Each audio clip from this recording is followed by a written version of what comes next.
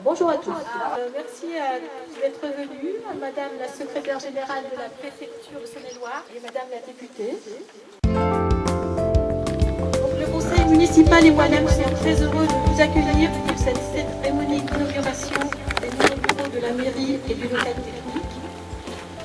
C'est avec grand plaisir que j'ai demandé à Daniel Daconnet et Jacques Marinier, mes prédécesseurs, ainsi qu'à leurs adjoints respectifs, d'être à nos côtés aujourd'hui, car les locaux que nous inaugurons sont le fruit de réflexions et d'études menées depuis de nombreuses années. Pour ceux d'entre vous qui ne connaissent pas l'histoire de notre village, je vous propose une petite rétrospective.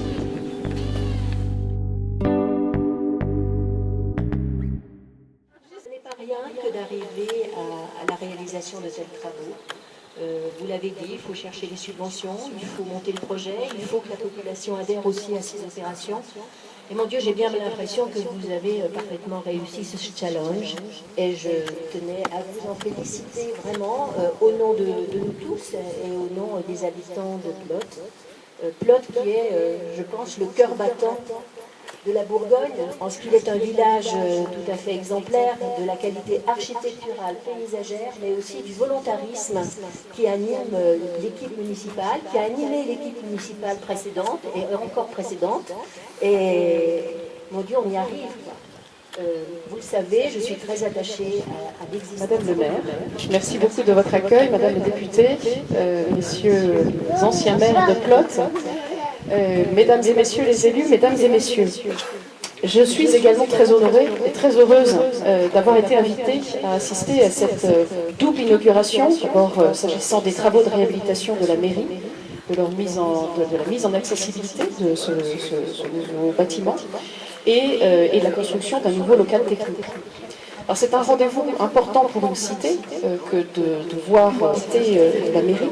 La mairie, vous le savez, c'est un édifice emblématique qui identifie la ville, qui fait la fierté des habitants.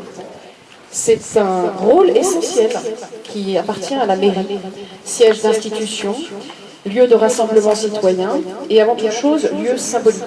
Alors je voudrais dire deux mots, vous avez parlé après Paris-Plotte, donc j'ai acquis une nouvelle formule, je vous en remercie.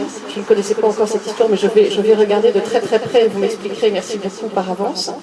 Mais s'agissant des mairies, sous l'Ancien Régime, la mairie témoignait de l'émergence du pouvoir municipal face au pouvoir royal ou seigneurial, en devenant le siège des échevins ou des consuls. On parlait alors de maison commune. La mairie est intimement et indéfectiblement liée à la vie quotidienne du citoyen. C'est le lieu de proximité où l'on vient demander conseil et parfois, voire peut-être souvent, se plaindre auprès du maire, auprès des conseillers municipaux. C'est le lieu des jours de joie, quand on y déclare une naissance ou qu'on y célèbre un mariage. C'est le lieu des jours de peine, quand on vient y déclarer la perte d'un être cher. C'est le lieu civique où se construit notre identité de citoyen, notamment lors de la participation au vote. C'est le lieu de l'émergence des initiatives locales, lors des séances du conseil municipal. C'est le lieu des services de proximité par excellence, dans lequel les citoyens, les habitants, veulent effectuer la majorité de leurs démarches administratives, et cette demande, on le sait, va croissant. En quantité, en qualité. L'hôtel de ville est aussi, et enfin, le lieu de la mémoire de la commune. C'est la gestion du sol avec le cadastre, des archives, l'état civil. Alors les travaux de rénovation de la mairie répondent à ce souci d'adaptation de la vie municipale aux conditions modernes des services publics, au respect, à la valorisation du patrimoine communal, à l'expression des traditions démocratiques et au renforcement de la cohésion sociale. Un mot maintenant sur la notion d'accessibilité.